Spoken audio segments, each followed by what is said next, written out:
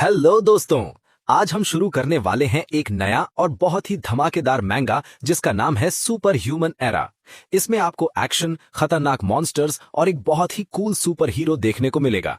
तो चलिए बिना किसी देरी के चैप्टर 1 का एकदम डिटेल में सीन बाय सीन एक्सप्लेनेशन शुरू करते हैं ताकि आपको पूरी स्टोरी मजाक और थ्रिल के साथ समझ आ जाए। चैप्टर की शुरुआत होती है सियोयॉन हाई स्कूल इंचियोन से। क्लासरूम में एक टीचर बच्चों को नेचुरल डिजास्टर्स यानी प्राकृतिक आपदाओं के बारे में पढ़ा रहे हैं, लेकिन क्लास के बैक बेंचर्स का ध्यान पढ़ाई में बिल्कुल नहीं है। वो चुपके से अपने फोन पर एक वायरल वीडियो देख रहे हैं। इस हाई क्वालिटी वीडियो में एक व्हाइट कैप सुपर ह्यूमन किसी मॉन्स्टर के साथ और यू डोंग एरिया में भयंकर लड़ाई कर रहा है। बच्चे उस हीरो की तारीफ कर रहे हैं और कमेंट्स में लोग लिख रहे हैं कि वो भी इस हीरो की तरह लड़ते और अपने परिवार को बचाते। शोरगुल्ला सुनकर टीचर उन्हें पीछे डांटते हैं और शांत होने को कहते हैं। तभी अचानक से सबके फोन्स और स्कूल के सिस्टम पर एक इमरजेंसी सायरन बजने लगता है। वी वी वी। ये एक डिजास्टर एंड अटैक अलर्ट यानी इनह्यूमन्स अलर्ट सिस्टम है। अलर्ट में बताया जाता है कि इंचियोन पोर्ट के पास एक इनह्यूमन यानी खतरनाक मॉन्स्टर देखा गया है। स्कूल तुरंत कैंसिल हो जाता है और सभी बच्चों को जल्दी और ध्यान से घर जाने का ऑर्डर मिलता है। क्लास की एक लड़की सोचती है कि इस साल ये तीसरी बार है और ऐसी इनह्यूमन अटैक्स की घटनाएं बढ़ती जा रही हैं। उसे याद आता है कि कुछ साल पहले एक इनह्यूमन ने गैंगनोंग सिटी में करीब 70 लोगों की जान ले ली थी। इस पूरी अफरा तफरी में वो लड़की देखती है कि एक लड़का जिसका नाम लिम कांग है आराम से डेस्क पर सो रहा है। वो जाकर कांग को जगाती है और उसे अलर्ट के बारे में बताकर घर जाने को कहती है।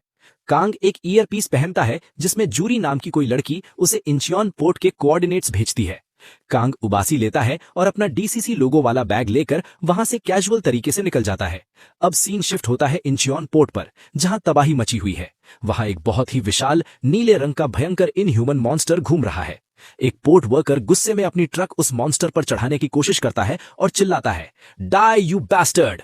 लेकिन वो मॉन्स्टर इतना ताकतवर है कि वो एक ही मुक्के में ट्रक का आगे का हिस्सा तबाह कर देता है, जिसे देखकर सबके होश उड़ जाते हैं।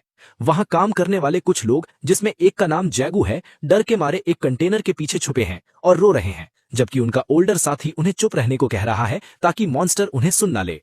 दूसरी तरफ कांग स्कूल के बाथरूम में अपना हीरो गेटअप पहन लेता है और ईयरपीस के थ्रू जूरी से बात कर रहा होता है।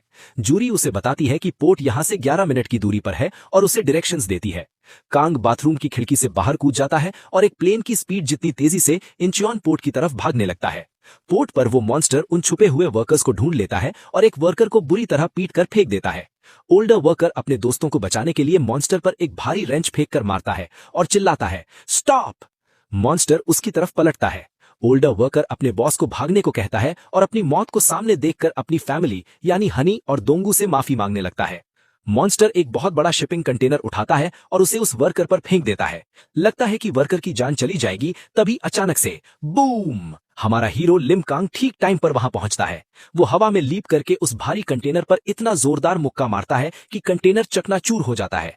कांग अपने white cap, red track pants और मास्क वाले कूल सुपर हीरो गेटअप में लैंड करता है और मॉन्स्टर से कहता है, it's dangerous to throw stuff like that, यानी इस तरह चीजें फेंकना खतरनाक हो सकता है। और यहीं पर एक जबरदस्त क्लिफ हैंगर के साथ चैप्टर 1 खत्म हो जाता है। तो दोस्तों, ये था चैप्टर 1 का धांसू explanation. White cap super hero Lim Kang की बैड एस एंट्री हो चुकी है। आगे क्या होगा? क्या वो इस जाइगेंटिक इनह्यूमन को हरा पाएगा? जानने के लिए इस सीरीज के साथ बने रहिए। वीडियो को लाइक करें और कमेंट्स में बताएं कि आपको लिम कांग की एंट्री कैसी लगी।